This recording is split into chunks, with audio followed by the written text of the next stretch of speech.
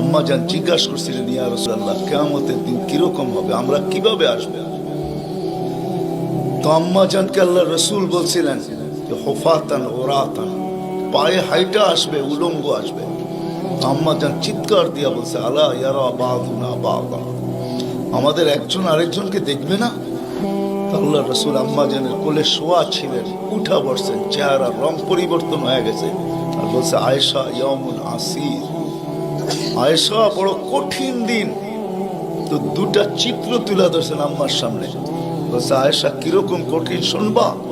কান্নি আনদুরু মুসা মুতালাফফিফুন বিউমুদিল আরশ ওয়া ইয়াকুলু রব্বি লা আসআলুকা আল-ইয়াওমা উম্মি ওয়া লা আসআলুকা আল-ইয়াওমা উখতি আসআলুকা নাফসি নাফসি নাফসি নাফসি। বলছে, আয়েশা এরকম কঠিন দিন আমি দেখতেছি যেন মুসা আলাইহিস সালাম আরশের খুঁটি ধরে চিৎকার দিতেছে আর বলতেছে, আল্লাহ আজকের দিনে মাকে চাই না, বোনকে চাই না, চাই আমাকে বাঁচান, আমাকে বাঁচান। কালিমুল্লাহ, যার কিতাবটা আল্লাহ নিজের হাতে লেখছে, কাতাবাত তাওরাত বিয়াদি, যার কিতাব আল্লাহ নিজের হাতে লেখা দিয়েছেন, কালিমুল্লাহ যিনি, আল্লাহর সাথে যিনি কথা বলতেন, যার উপাধি কালিমুল্লাহ, উলুল আজমি মিনার রসুল, 5 জন নবীর ভিতরে একজন যিনি, 5 জন উলুল আজমি মিনার রসুলের ভিতরে। তো আল্লাহ রসুল বলছে, আয়েশা আরেকটু দৃশ্য বলবো তোমাকে? তো বলছে, ইয়া রাসূলুল্লাহ বলেন। বলছে, ওয়াজিআ বিজাহান্নাম, জাহান্নামকে যখন আনা হবে 70,000 শিকল লাগানো হবে, প্রত্যেকটা করার সাথে 70,000 ফেরেশতা ধরবে, তারপরও জাহান্নাম ছুটবে, সব ফেরেশতাদের হাতের থেকে ছুটা নিচে কিয়ামতের দিন মাঠের দিকে যখন ভাগতে থাকবে, তো জিবরিল আলাইহিস সালাম আল্লাহর পাশে থাকবে, চিৎকার দিয়া বসা পড়বে আর বলবে, রব্বি সাল্লিম সাল্লিম, রব আমাকে বাঁচান, আমাকে বাঁচান। ওই দিন শুধু একজন ব্যক্তিত্ব, আপনার আমার রসূল মুহাম্মদুর রাসূলুল্লাহ সাল্লাল্লাহু আলাইহি ওয়াসাল্লাম শুধু উম্মতি উম্মতি বলে চিৎকার দিবে। আল্লাহ এটাই জবাব দিতেছেন, আনতা তাকুল উম্মতি, আমি জানি আপনি উম্মতি বলে চিৎকার দিবেন, কেন এখানে শুধু ব্যথা উম্মতের, আর কোনো ব্যথা নেই, কোনো ব্যথা নাই, শুধু ব্যথা উম্মতের ব্যথা।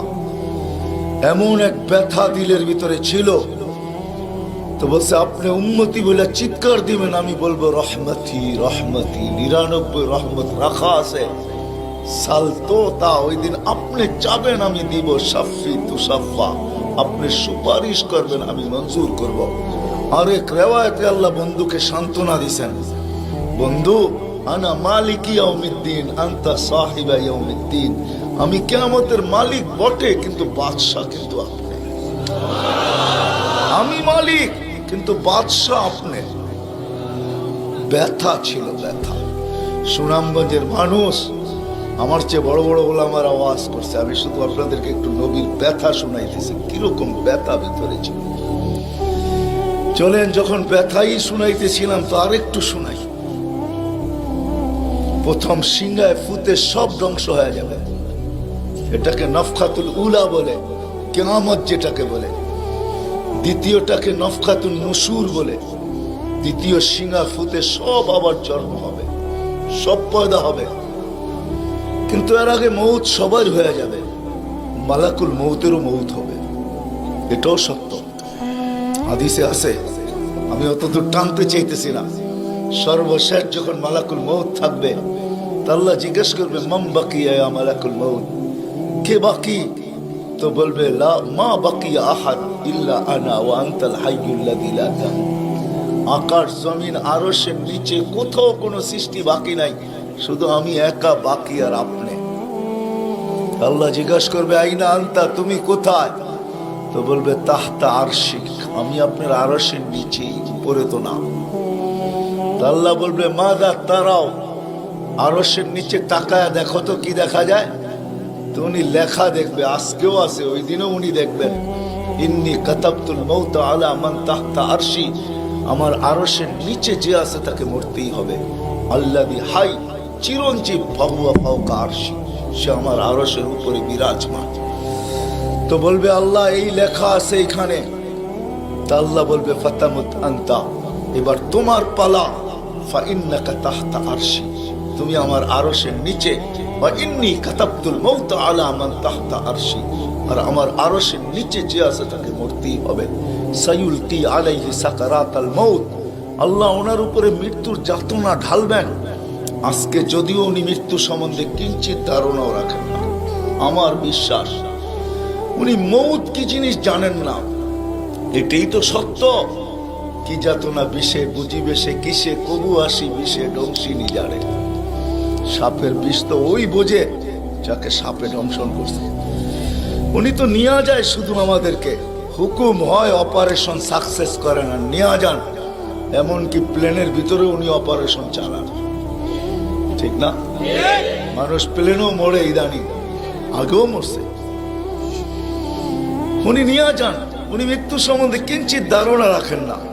তো যখন আল্লাহর ওনার উপরে সাকরাতুল মউত, সায়ুলকি আলাইহি সাকরাতুল মউত, মৃত্যুর যাতনা আল্লাহ ঢালবেন, তো ওই দিন উনি চিৎকার দিবে, চিৎকার। কিরকম চিৎকার? বলবে বিইজ্জতিকা ওয়া জালালিক, তোর ইজ্জত আর জালালের কসম, ওয়া উলুবি মাকানিক, তোর উচ্চতার কসম মালিক।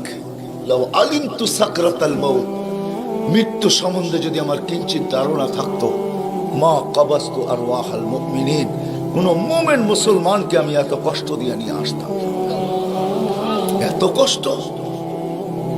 কিন্তু বহুত ওনার হবে, উনিও মুখ থুবড়ায় পড়বেন। দ্বিতীয় নফখার আগে আল্লাহ 4 জনকে পয়দা করবেন, জিবরিল, মিকাইল, ইসরাফিল, মালাকুল মউত। কিন্তু পয়দা করতে দেরি, জিবরিল আলাইহিস সালাম কানতে দেরি করবেন না। 3 জন জিজ্ঞাসা করবে কান্নার কারণ, বলে ইদান ইউমার ইসরাফিল, এখনই হুকুম করা হবে ইসরাফিলকে নফখাতুন নুশুরের জন্য, আর আমাকে হুকুম করা হইবে আল্লাহর বন্ধুকে মাকামে মাহমুদে নিয়ে আসার জন্য। কিন্তু আমি আমার মৃত্যুর পরে ভুলে গেছি উনার কবর কোথায়। তো 3 জন বলবে সহজ সমাধান, ফাসআলিল আরদা, তুমি জমিনকে জিজ্ঞাসা করো। তো জিবরিল আলাইহিস সালাম জমিনকে জিজ্ঞাসা করবে আইনা কবরা হাবিবার রহমান, আল্লাহর বন্ধুর রওজা কোথায়? তো জমিন উত্তর দিবে কদ দাক্কানি আল্লাহু দাক্কা ফানাসিত, প্রথম সিংহায় ফুতে আল্লাহ আমাকে এরকম ধুনা ধুনছে, এরকম ছানা ছানছে। ছানা বোঝেন? ধুনা বোঝেন? এরকম ধুনা ধুনছে ফানাসিত, আমিও ভুলে গেছি কোথায় রাখছি। এটা মাঝে মাঝে আমাদের সাথেও ঘটে। টুপি যাবে খোঁজে সারা ঘরে, ঠিক না? সারা ঘর মাথায় উঠে ফেলে, হঠাৎ পকেটে হাত দিয়া দেখে টুপি আর জিব্বাটা কামড় দিয়ে বেরিয়ে চলে যায়, ঠিক না? নাহলে তো ঘরালার আবার এর মাথা খারাপ করবে, ঠিক না? আমাদেরও ঘটে, জমিনও ভুলে যাবে। ওই দিন আল্লাহ রসুলের কবর থেকে নূর বাহির হবে, নূর নূর নূর নূর হাত্তা ইয়াসাদ আরশার রহমান, আল্লাহর আরশ পর্যন্ত পৌঁছবে। আজকে বাহির হয় না, আজকে বাহির হলে দুনিয়া দুনিয়া থাকবে না, শেষ। আজকে সুযোগ নাই, ওই দিন বাহির হয়। জিবরিল আলাইহিস সালামকে হুকুম করা হবে নিয়ে আসো মাকামে মাহমুদে, নিয়ে আস, যাবে। পরেরটা হলো সুনামগঞ্জের মানুষ বুঝার, যদি ভিতরে দিল থাকে তাহলে বুঝবেন, নাহলে বুঝবেন না। উনি যাবে, পর মারবে পর, আর বলবে তুমি হাবিব আর রহমান, আল্লাহর বন্ধু ওঠেন।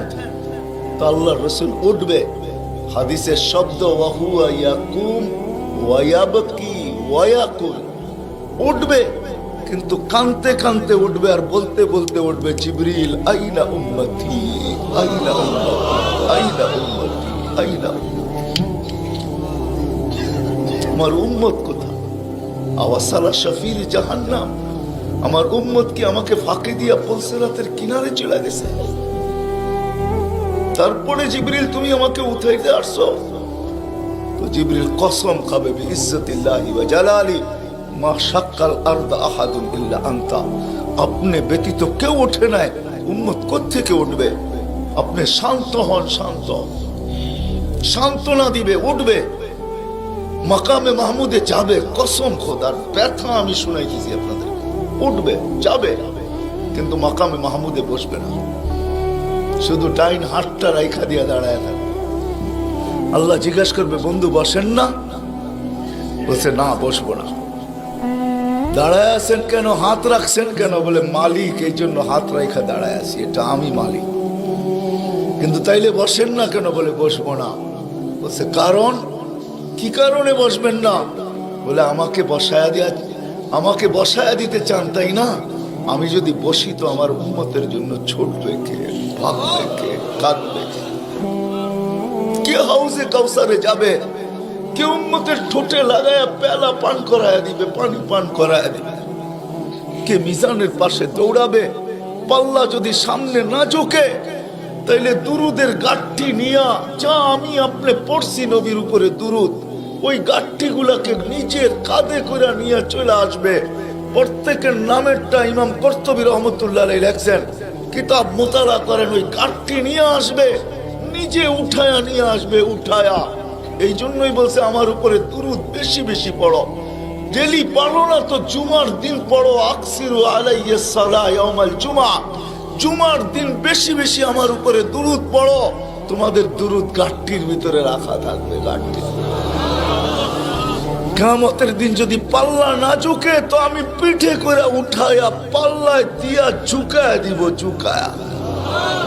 আবার মিজানের পাল্লায় পুলসিরাতের ওইখানে দৌড়াবে। বলছে, কে দৌড়াবে? উম্মতের জন্য, যে কিয়ামতের মাঠে ব্যথা নিয়ে উঠবে, ব্যথা নিয়ে উঠবে, ব্যথা। হায় হায়, যে মৃত্যু লগ্ন ব্যথা নিয়ে গেছেন, ব্যথা। কোনো ব্যথা না,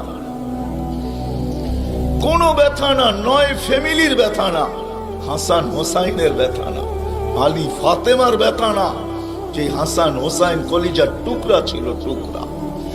সুনামগঞ্জের মানুষ বুঝবেন কি বুঝবেন না জানি না, দুই ভাই আসছে আল্লাহ রসুলের কাছে, আয়েশা বলছে, নানা জান আপনি উত্তম না আমরা দুই ভাই উত্তম?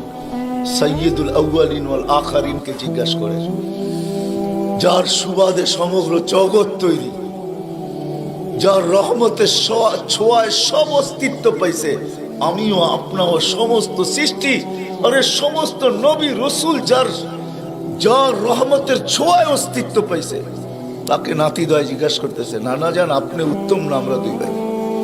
আল্লাহ রসুল সাদা সিধা জবাব দিচ্ছেন, আমি উত্তম, খায়রুল বাশার, আমি উত্তম। দুই ভাই হাসা দিছে। আল্লাহ রসুল জিজ্ঞেস করছে, হাসলা কেন? নানা জান জবাব হয় নাই। মানি আমরা দুই ভাই উত্তম। প্রমাণ?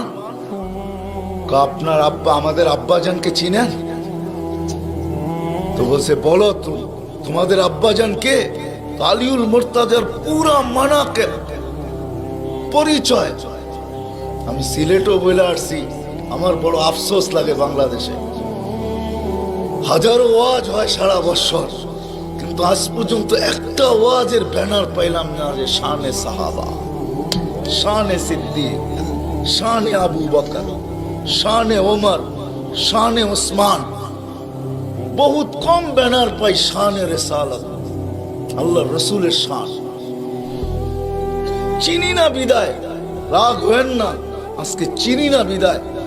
প্রত্যন্ত অঞ্চল সুনামগঞ্জের সাথে আজকে যোগাযোগ বড় ভালো, আপনাদের হাইওয়ে বড় সুন্দর, গাড়ি বড় স্পিরিটে চলে, কিন্তু একটা দিন ছিল এখানে যোগাযোগ বড় দুর্গম ছিল। বাতিল এই সুযোগগুলোকে ব্যবহার করছে।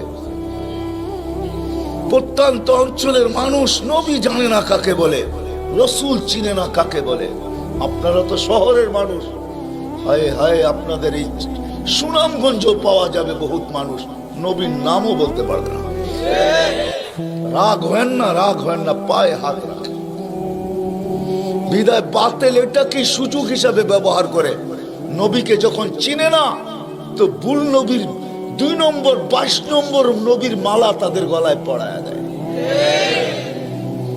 কাদিয়ানি বানাইতে সুবিধা এই জন্য, নবীর পরিচয় যদি আমাদের বাচ্চা বাচ্চা জানতো, নারী পুরুষ জানতো, আমাদের স্কুল কলেজের ছেলেরা জানতো যে আমাদের নবী কে, তার প্রয়োজন কতটুকু, তার মর্তবা কত বড়, তাইলে কেউ এরকম দাওয়াত নিয়ে যাইতে দেরি, জুতার বাড়ি খেয়ে ফিরতে দেরি হতো। মুখ খোলার সুযোগ ছিল না আমার।